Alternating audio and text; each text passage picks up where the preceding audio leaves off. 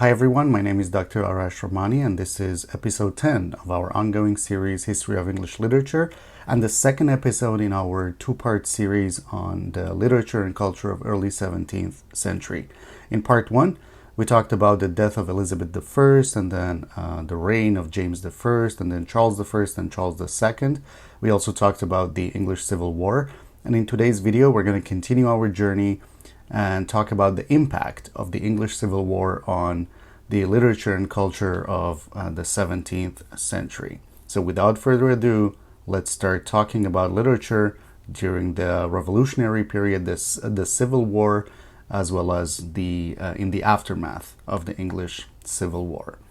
Now, the English Civil War was absolutely devastating for theater and literature. Now, you have to understand that in 1642, one of the first things that the Parliament did was to basically shut down all public plays and sports because they thought that these public plays and like theaters and sports were quote-unquote too commonly expressing lascivious mirth and levity, basically which like translates to the Parliament seeing theater as being morally corrupting.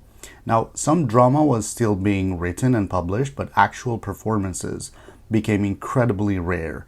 Creative entrepreneurs and those who were working in the industry tried to get around these restrictions by calling their works operas instead of plays, or by performing them in semi-private settings where authorities might look the other way.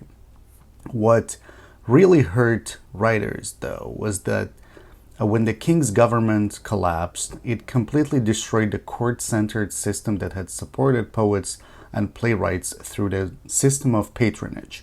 Many of the leading poets were loyal to the king, and we called them Cavaliers, and they suffered tremendously for it. Robert Herrick lost his job, Richard Lovelace was thrown in prison, and of course Margaret Cavendish had to flee into exile because the usual networks for sharing manuscripts were completely disrupted. Many royalist writers also had no choice but to print their own verse during the 1640s, which was expensive and quite risky. Let's now talk about some of the writers of the period. Now, I'm going to continue talking about the Cavalier poets for a while.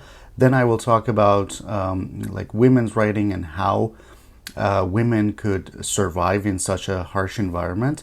And then we'll move on to talk about some of the Republican writers, including Andrew Marvell and John Milton. So let's talk about Cavalier poetry. The Cavalier poems, some of which had actually been written back in the 1620s and 1630s during happier times, so to speak, celebrated what they saw as the ideal courtly life. They wrote about good food, fine wine, beautiful poetry, generous hospitality, and above all, unwavering loyalty to the king. They loved writing elegant love lyrics with the theme of Carpe Diem, the seize the day kind of mantra, because life was short and they were just trying to say, okay, life is short, let's just enjoy ourselves. So let's talk about like Robert Herrick, for example.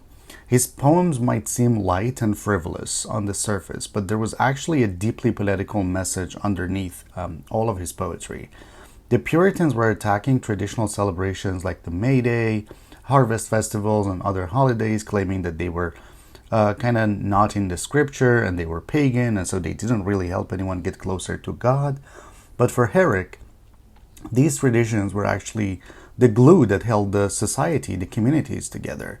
They brought people pleasure and created social harmony by including everyone, just like the established church had always tried to do.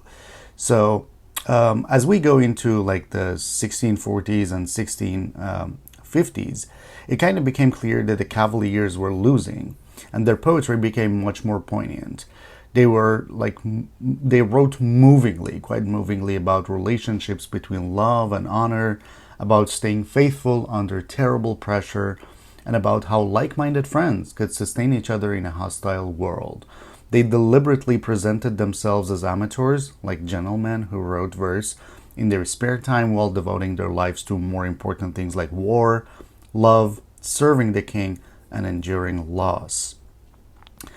What's interesting is that they deliberately rejected the radical Protestant emphasis on finding your own inner light. Instead, they cultivated personas that were modest and self-deprecating, expressing feelings that they claimed any honorable man could easily understand.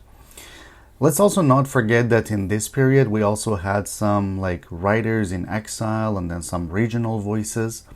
During the 1650s, the royalist writers often found themselves in remote places, far from the centers of parliamentary power.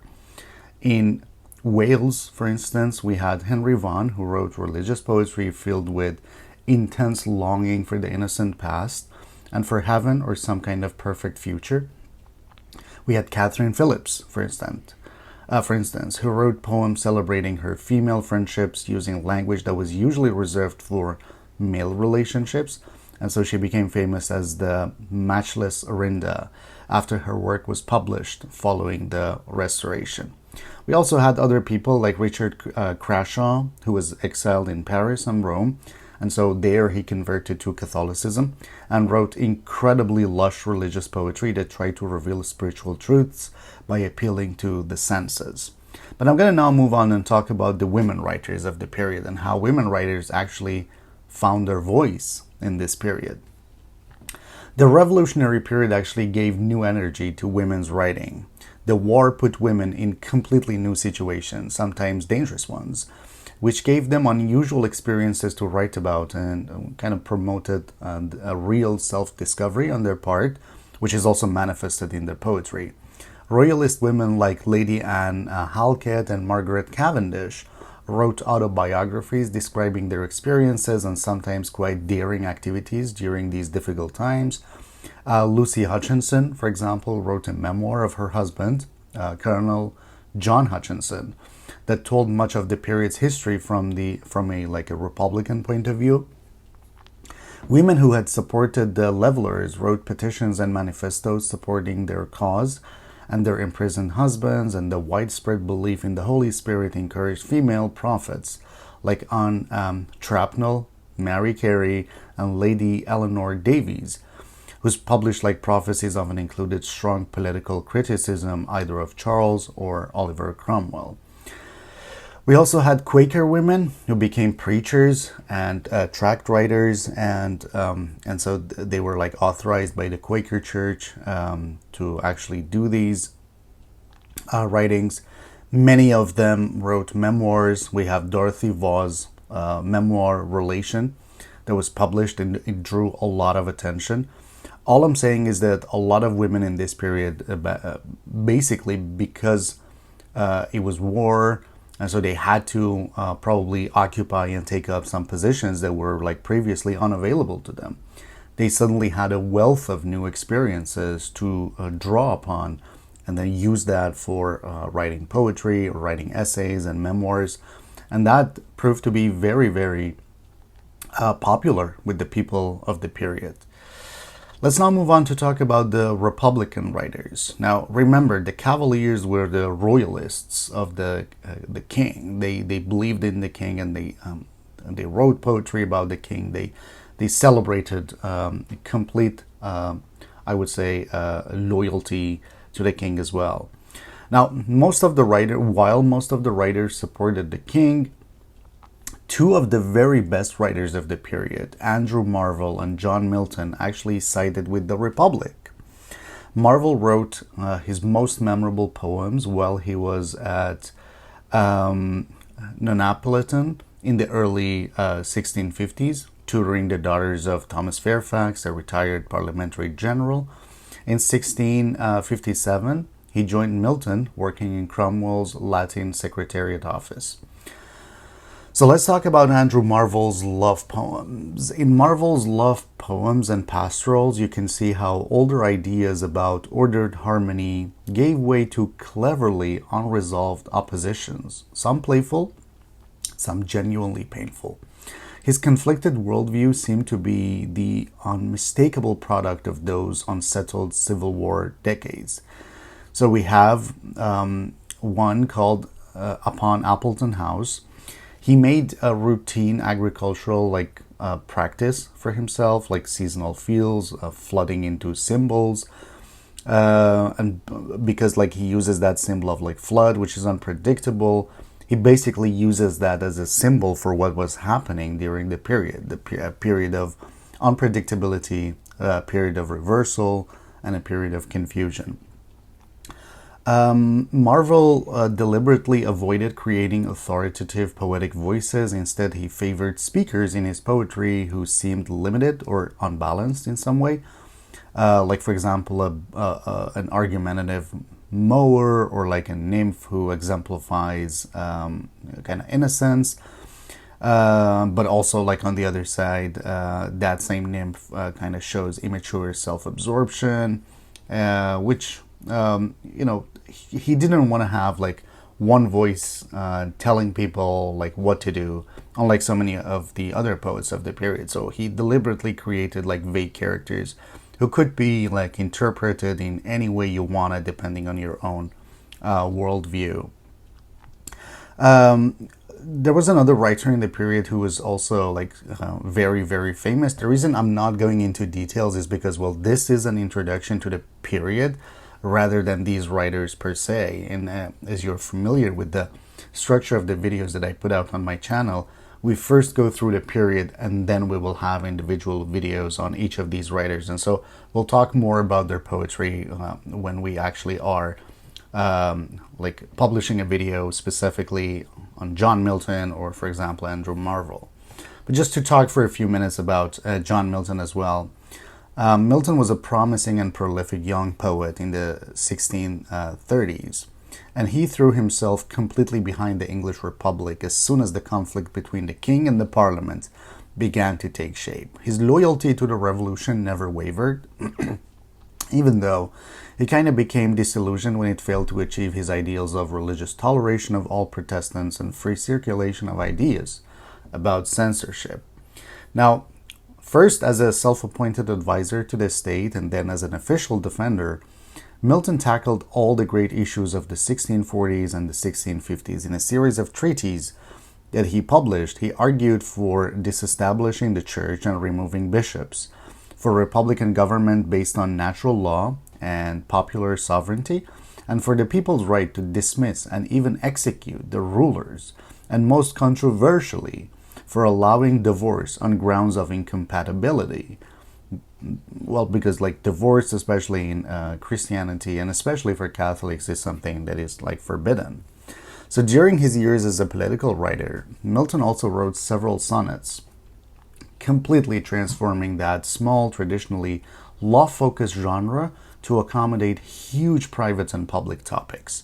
Remember, like when you compare Miltonic sonnets with those of Shakespeare, there is a sea of difference between them. Whereas like all of the Petrarchan and Shakespearean sonnets focused on love and what it means, like different forms and shapes of it, what Milton achieved was basically open the genre to more public, I would say, topics.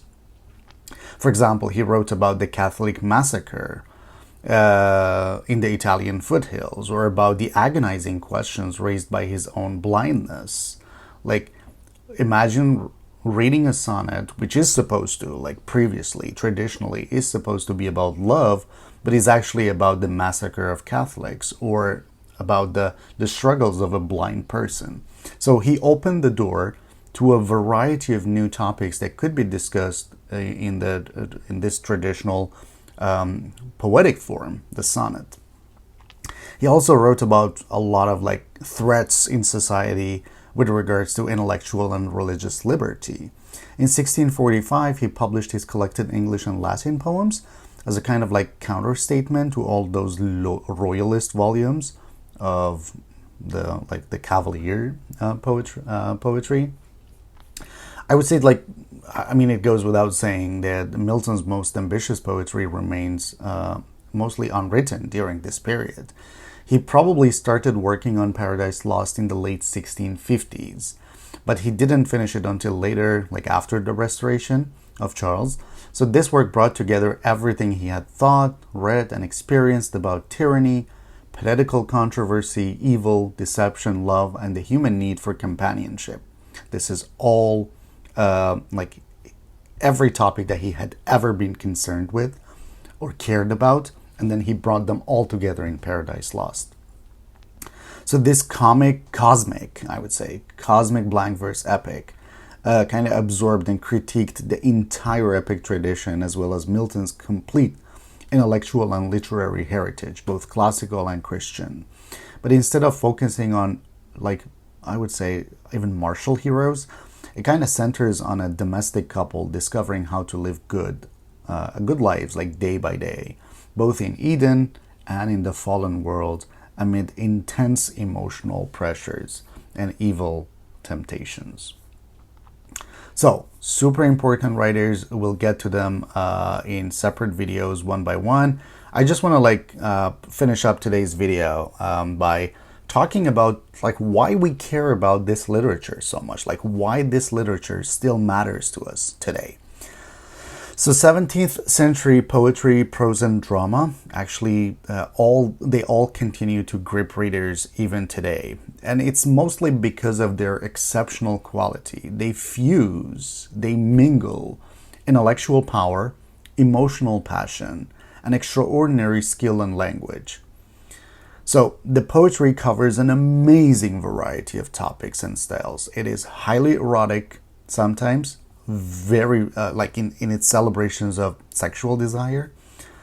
Sometimes it's like a passionate declaration of faith and doubt. Sometimes it's a lavishly decorated tribute to friends and patrons, especially the ones that they would give these writers money. And then sometimes it's a tough-minded assessment of social and political institutions. What is there not to love about the poetry of this period? I know it is often neglected by so many people in academia, especially because it is sandwiched between the Renaissance, for God's sake, and its huge cultural implications in Europe, and then we have the 18th century, the neoclassical period, with so many brilliant and wonderful writers. And so this 17th century is usually neglected, but the literature of the period is actually something to celebrate. Here in this period, English dramatists reached incredible heights of power, like creating characters of unprecedented complexity. And so they created so many different types of plays. Satirical ones, the ones about love. English prose also became, I would say, incredibly flexible in this period. It was now perfectly suited for informal essays, for scientific treatises, for religious meditation, for political argument, for biography and autobiography and memoirs, and even for journalistic writing. So English prose also gained a lot of confidence. Writers gained confidence that English is the language. If I want to write anything, let me rely on English. So writers developed literary forms that allowed for subtle, I would say, self-representation. We had dramatic monologues, which became popular in this period too. We had memoirs that became popular. We had spiritual autobiographies, especially for women that we talked about. We had sermons, where preachers used themselves as examples.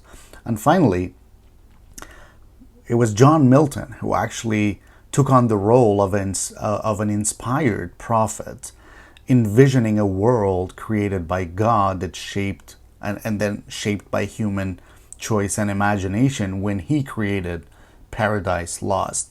We will talk more about all of these writers in future episodes, but this is the end of our two-part series on the on an overview of the literature and culture of the 17th century. And I hope you guys found it useful.